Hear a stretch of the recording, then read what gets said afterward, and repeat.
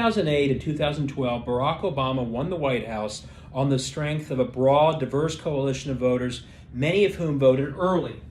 As soon as they could, Republican state houses responded by attacking that coalition, by going after voter ID laws, by relentless purging, and by attacking early vote itself. And those efforts had a big impact in a lot of states in 2016.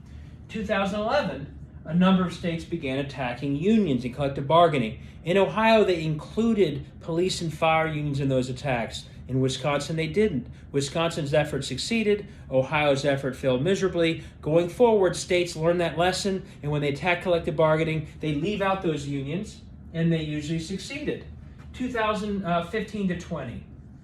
Democratic endorsed candidates in the second half of the decade did very well running for Supreme Court seats across this country. In Ohio, for example, Democratic endorsed candidates won 3 out of 4 races in 2 cycles.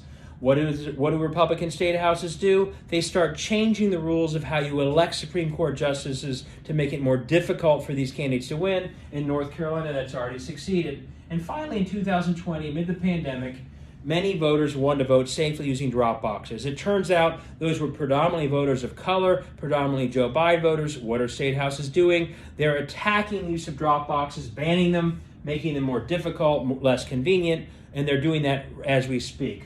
Now, why do I bring all this up on January 6th? It's to make the point, as I try and make it Laboratories of Autocracy, that those attacking democracy in these state houses are functioning as laboratories.